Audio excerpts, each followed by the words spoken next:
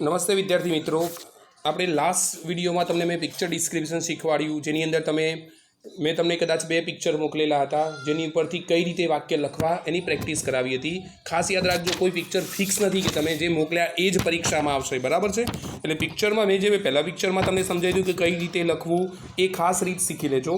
હવે આજે આપણે જે ટોપિક શીખવા જઈ રહ્યા છે, પોએમ. આપણા અભ્યાસક્રમમાં 2 કવિતાઓ છે, બરાબર છે? પોએમ. એમાં પહેલી કવિતાનું નામ છે ધ રિવર, મતલબ કે નદી, બરાબર છે? આ કવિતા આપણને આપેલી છે. પરીક્ષામાં 3 ગુણના પ્રશ્નો પૂછાય છે આ પોએમ્સ વિભાગમાંથી. આપણા અભ્યાસક્રમમાં 2 પોએમ છે, તો આપણે પહેલી પોએમ આજે શીખવા જઈ રહ્યા છીએ, જેનું નામ છે ધ રિવર, બરાબર છે? નદી વિશે અહીંયા સમજૂતી આપી છે. તો ચાલો જોઈએ આજે આપણી પહેલી કવિતા, ધ રિવર, નદી, બરાબર છે? ઓકે, તો સ્ટાર્ટ કરીએ છીએ આપણી પહેલી કવિતા, પોએમ.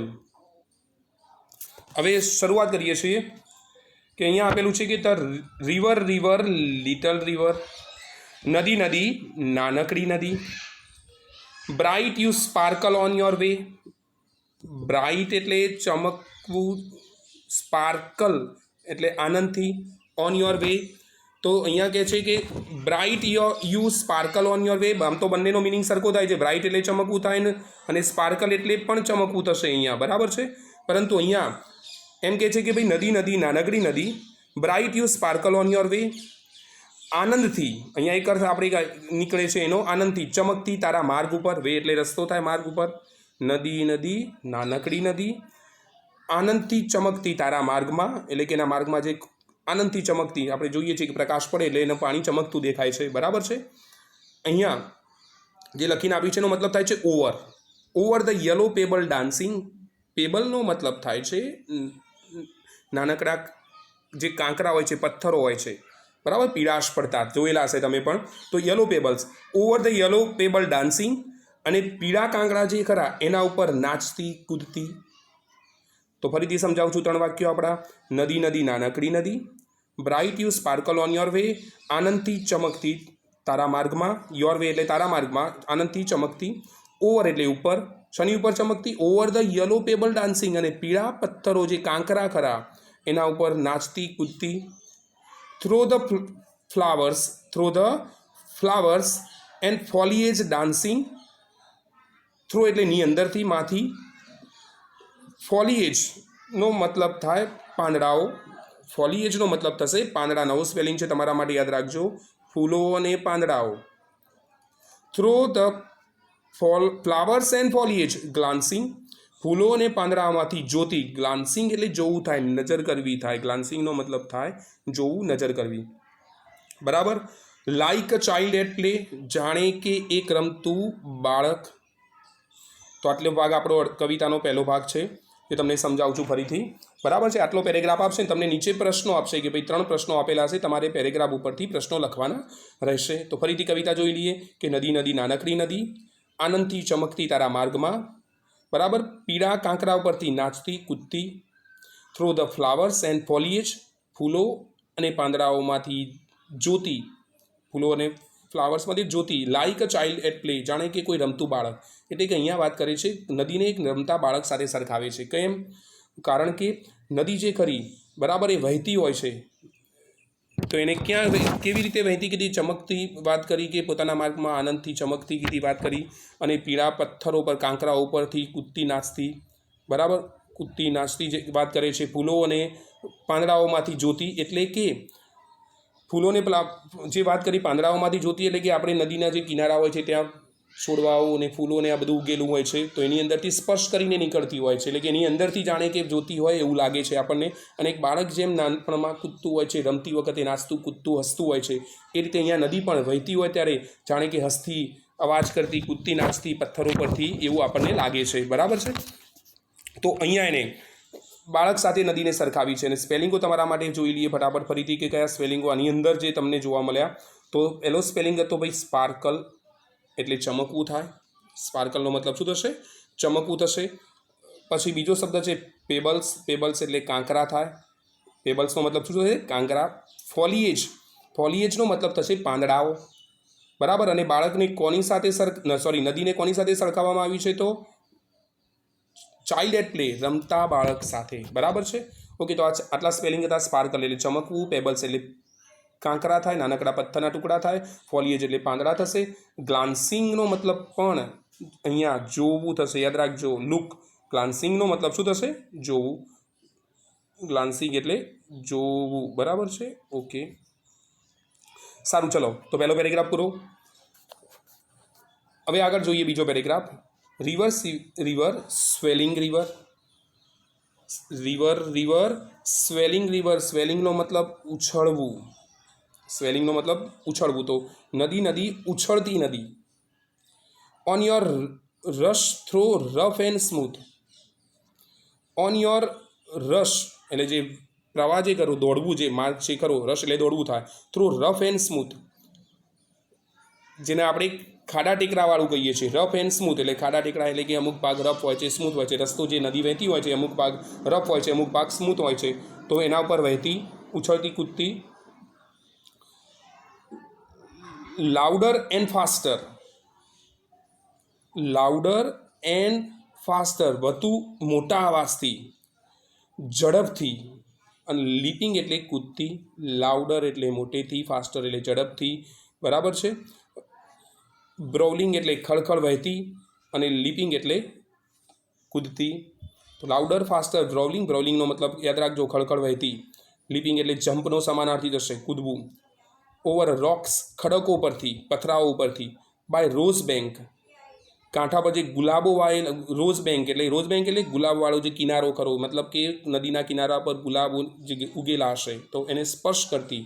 સ્વેપિંગ એટલે સ્પર્શ કરતી, સ્વેપિંગ એનો મતલબ થશે ઝડપથી પસાર થતી. ત્યાંથી સ્વીપિંગ, તો ઝડપથી, સ્વીપ શબ્દ એનો મતલબ થાય ઝડપથી પસાર થતી, અને ગુલાબના છોડ એટલે કે કિનારે સ્પર્શ કરતી.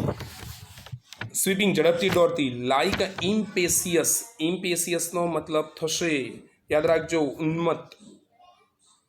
ઇમ્પેશિયસનો મતલબ થશે ઉન્મત્ત, બરાબર. વિચાર્યા વગર, જે લોકો અત્યારે જે યુવા લોકો હોય છે વિચાર્યા વગર જે ડિસિઝન લેતા હોય છે એકદમ મદમસ્ત થઈને, તો એવા શબ્દ માટે એને વાપર્યું છે કે ઇમ્પેશિયસ, બરાબર. એટલો મતલબ થાય ઉન્મત્ત, મતલબ ગાડી તૂર થઈને. તો ફરીથી બોલું છું કે રિવર રિવર નદી નદી, સ્વેલિંગ રિવર એટલે કે સ્વેલિંગનો મતલબ હું બોલ્યો ઉછળતી નદી. ઓન યોર રશ પોતાના માર્ગ ઉપર, તારા માર્ગ ઉપર. થ્રો કેવો માર્ગ કીધો? રફ એન્ડ સ્મૂથ એટલે કે ખાડા કબચડાવાળા માર્ગ ઉપર ઝડપથી, ધસમસતી, વહેતી, બરાબર, દોડતી. લાઉડર કેવી રીતે દોડતી? લાઉડર મોટેથી, ખળખળ મોટેથી અવાજ કરતી. લાઉડર એટલે મોટેથી અવાજ સાથે. ફાસ્ટર એટલે ઝડપથી. બ્રોવલિંગનો મતલબ ખળખળ વહેતી. લીપિંગ એટલે કૂદતી.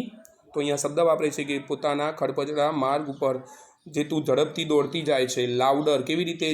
મોટેથી, ઝડપથી. બ્રાઉલિંગ એટલે ઉછળતી, ખળખળ વહેતી. લીપિંગ એટલે કૂદકા મારતી. ઓવર અ રોક્સ, ખડકો પરથી. By rose bank sweeping, by rose bank કાંઠા પર જે ગુલાબની જે વાયેલા હોય છે હાર એને સ્પર્શથી, ગુલાબના જે કિનારા જે ખરા એને સ્પર્શ કરતી, એટલે કે નદીના કિનારે જે ગુલાબના છોડ વાયેલા હોય એને સ્પર્શ કરતી. સ્વીપિંગ ઝડપથી દોડતી જાય છે. લાઈક કોને જેમ ઝડપથી દોડતી જાય છે. લાઈક ઇમ્પેશિયસ, ઇમ્પેશિયસ એટલે મદમસ્ત, મેં કીધું ઉન્મત્ત બનેલો, જે ગાડું તૂર થઈ ગયેલું હોય એ રીતે, બરાબર છે. તો આપણો બીજો પેરેગ્રાફ, આના અંદર પણ થોડા સ્પેલિંગો પાકા કરવા પડશે, નહીંતર કવિતા ખ્યાલ નહીં આવે. તો અહીંયા આપણે જોઈ લઈએ સ્પેલિંગો કયા આવ્યા. તો સ્વેલિંગનો મતલબ અહીંયા મેં વાત કરી, સ્વેલિંગ, બરાબર છે. સ્વેલિંગનો મતલબ થાય છે ઉછળતી. પછી લાઉડર એટલે મોટેથી, લાઉડર એટલે મોટેથી. ફાસ્ટર એટલે તો તમને ખ્યાલ હશે ઝડપથી. બ્રોવલિંગનો મતલબ થશે ખળખળ વહેતી, બ્રોવલિંગનો મતલબ થશે. અને લીપિંગ એટલે જમ્પિંગ, કૂદતી. રોક્સનો મતલબ થશે ખડકો. રોઝ બેંક એટલે ગુલાબના કિનારા, જ્યાં ગુલાબ કિનારા પર ઉગેલા હોય તે, બરાબર, કિનારો થશે. સ્વીપિંગ એટલે ઝડપથી, સ્વીપિંગનો મતલબ શું થશે? ઝડપથી. અને ઇમ્પેશિયસનો મતલબ થશે ઉન્મત્ત, બરાબર, વિચાર્યા વગરનું જે કામ કરતા હોય છે. તો અહીંયા નદીને એક યુથ એટલે યુવા સાથે સરખાવવામાં આવી છે. અહીંયા નદીને કોની સાથે સરખાવવામાં આવી છે? યુવા સાથે, બરાબર છે. તો બે પેરેગ્રાફ પૂરા. પહેલામાં નદી જે હતી એને બાળક સાથે સરખાવવામાં આવી. બીજામાં ઇમ્પેશિયસ એટલે અવિચાર્યાપણે જે વર્તતું હોય છે એવા યુવા સાથે અહીંયા સરખાવવામાં આવી છે. સારું, ચલો હવે નેક્સ્ટ પેરેગ્રાફ આપણો.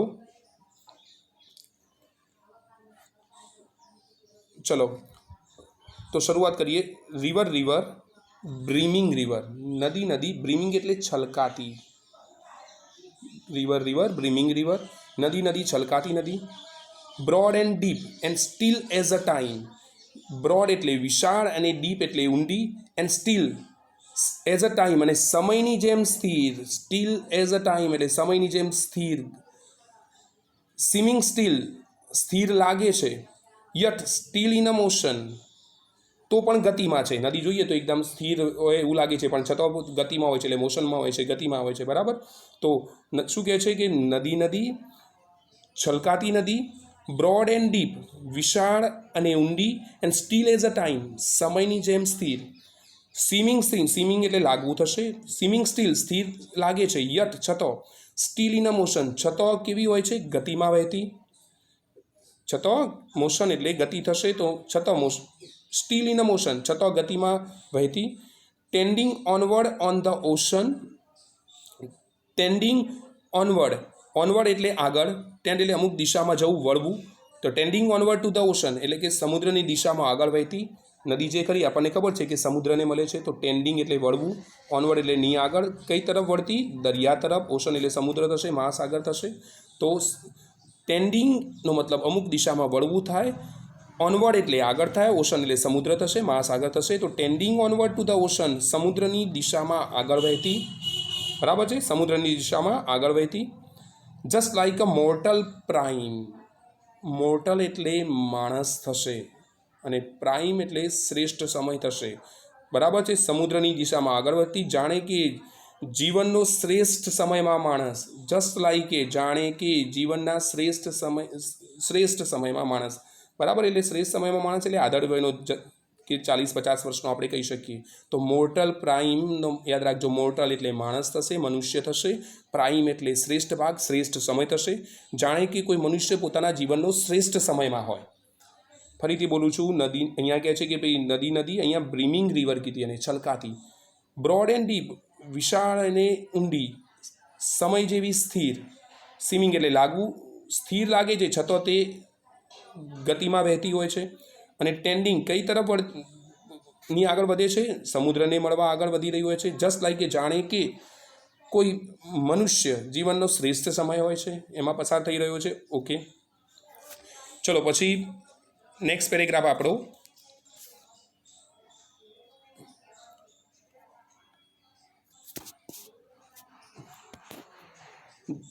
River river headlong river. હિડલોંગનો મતલબ કે વગર વિચાર્યું, ઉતાવળું. બરાબર છે, એકદમ ઉતાવળીથી કરેલું. નદી નદી ઉતાવળી નદી. તો હેડલોંગનો મતલબ થશે ઉતાવળી નદી. Don you dash in the C. Don you dash દરિયામાં તું ધસી જતી. Don you dash in the C. Don you dash. Dash into એટલે માં ધસી જવું. ડેશ ઇન્ટુ એટલે શું થશે? માં ધસી જવું છે. ડોન એટલે ની તરફ, down into you dash in the sea દરિયામાં ધસી જતી. Sea that line hath never sound. ફરીથી બોલું છું. હેડલોંગનો મતલબ હું બોલ્યો ઉતાવળી નદી. Down you dash in the sea. Down you dash in the sea એટલે ડેશ ઇન્ટુનો મતલબ માં ધસી જવું થાય, ની અંદર જવું. તો દરિયાને ભળતી, દરિયાને મળી જતી. તો down you dash into the sea જે દરિયામાં તું ધસી જતી, દરિયામાં સમાઈ જતી. Sea that line. Sea that line hath એટલે હોવું થાય. હેથનો મતલબ થશે હોવું. નેવર સાઉન્ડેડ દરિયો જેની કોઈ ઊંડાઈ અમાપ છે. સીનો મતલબ અહીંયા દરિયો. C that line hath never સાઉન્ડેડ જેનો કોઈ અંત નથી, ઊંડાઈનો અમાપ છે. બરાબર છે. પછી કહે છે sea the sail hath never rounded દરિયો જેનો પ્રવાસ નિરંતર છે. અહીંયા જે વાક્ય કર્યું કે ભાઈ C that line hath never સાઉન્ડેડ દરિયો કે જેનો ઊંડાઈ અમાપ છે. પછી બીજું વાક્ય કહે છે કે sea the sail hath never rounded દરિયો કે જેનો પ્રવાસ કેવો છે? અનંત છે. લાઇક એટર્નિટી છેલ્લો શબ્દ જે વાપર્યો એટર્નિટીનો મતલબ થાય અનંતકાળ. જાણે કે અનંતકાળથી વહેતો હોય તો એ દરિયાની અંદર, નદી અહીંયા છેલ્લે દરિયાની અંદર સમાઈ જાય છે. બરાબર. અને દરિયો કે જેનો કોઈ અમાપ છે એટલે કે ઊંડાઈ એની માપી શકાય ના તેવી છે. અને દરિયો કે જેનો પ્રવાસનો કોઈ અંત નથી, નિરંતર વહેતો જ રહે છે. બરાબર. લાઇક એટર્નિટી એટલે અનંત કાળ સુધી. બરાબર છે. તો આપણી આ કવિતા હતી ધ રિવર. થોડા સ્પેલિંગ ઓકવર્ડ હતા. તો પહેલા પેરેગ્રાફમાં એને કવિતાની અંદર નદી જે હતી એને ચમકતી પોતાના માર્ગ ઉપર આનંદથી વહેતી બતાવવામાં આવી, પથ્થરો પરથી વહેતી, બરાબર, ફૂલો અને પાંદડાઓમાંથી જોતી, જાણે કે રમતું બાળક. તો પહેલામાં રમતા બાળક સાથે સરખાવવામાં આવ્યું છે નદીને. બીજા પેરેગ્રાફની અંદર આપણે જે સ્વેલિંગ શબ્દ વાપરો એટલે કે ઉછળતી કૂદતી નદી, બરાબર, પોતાના ખરબચડા માર્ગ અને સ્મૂથ માર્ગ ઉપરથી વહેતી, મોટેથી, ઝડપથી, બરાબર, ખળખળ વહેતી, કૂદકા મારતી, ખડક ઉપરથી સ્વીપિંગ એટલે ઝડપથી વહેતી. અને બીજા પેરેગ્રાફમાં નદી જે ખરી એને ઉન્મત્ત યૌવન એટલે કે જે યુવાન વય હોય, યુવા વય, બરાબર, વિચાર્યા વગર યુવા પગલાં ભરતા હોય છે, તો યુવા સાથે સરખાવવામાં આવી.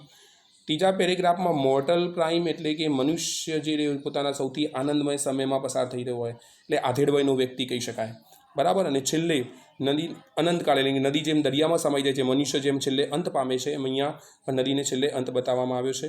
તો અહીંયા સ્પેલિંગો થોડા અઘરા છે, હું તમને અહીંયા સ્પેલિંગો મોકલું છું, બરાબર. સ્પેલિંગો પહેલાં તૈયાર કરીને પછી વિડીયો આ ખાસ જોજો, સ્પેલિંગો તૈયાર કર્યા પછી, બરાબર છે.